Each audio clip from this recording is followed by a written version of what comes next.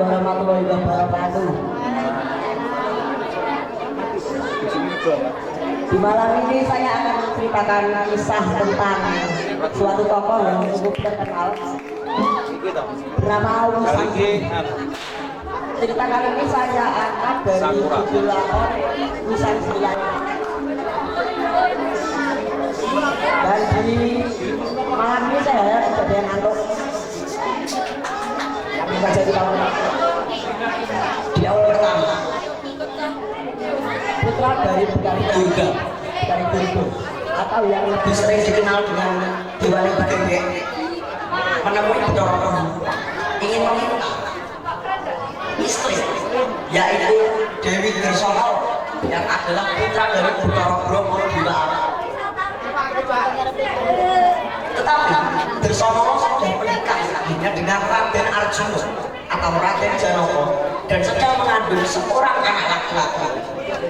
Kok ngerti yang mengandung Anak itu sudah berkandungan dan mendekati jadwalnya atau tanggalnya atau harinya akan lahir. dan mengandung laki-laki? Di situ Gersana dalam kebingungan karena dia didesak oleh ayah dan juga pamannya dan beberapa saudaranya untuk menikahi Dewa Srana.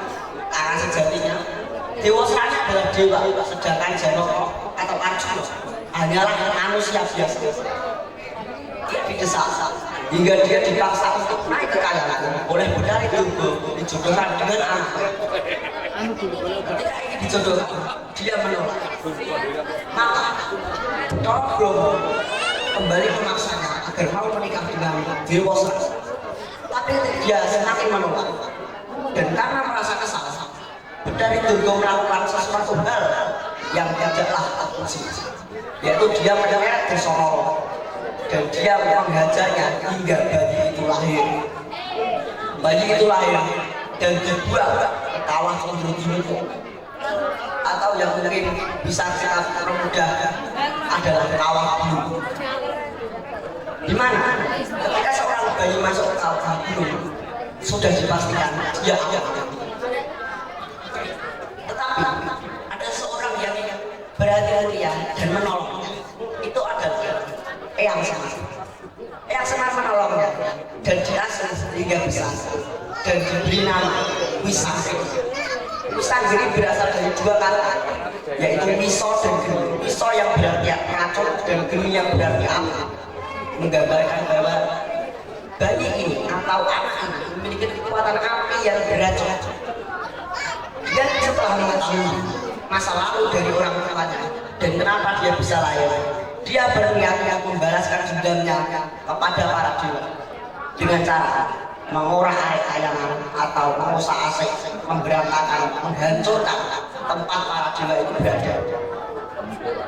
Para dewa pun sampai kewalahan menghadapinya, hingga ada seorang satria dari dunia manusia diutus untuk mengalahkannya. Tidak lain dan tidak bukan, satria itu adalah Arjuna, yaitu ayahnya sendiri. Arjuna semuanya tidak mengetahui bahwa Wisanggeni itu adalah anaknya.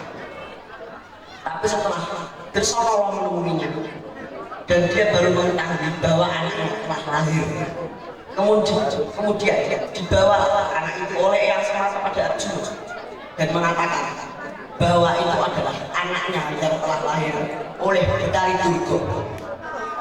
Bathara Durga yang mengetahui itu kemudian meminta Dewa Srana untuk meminta maaf kepada Arjuna.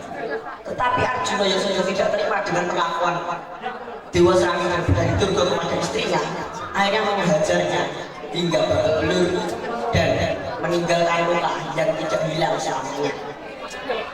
Dari kisah ini kita bisa mengetahui bagaimana kita tidak bisa memaksakan perasaan pribadi untuk semua hal, terutama untuk hal yang bukan seharusnya milik kita. Dari cerita ini kita juga bisa mengetahui bahwa keegoisan bisa membawa kesengsaraan selama-lamanya. Terima kasih sekian dari saya. Wassalamualaikum warahmatullahi wabarakatuh.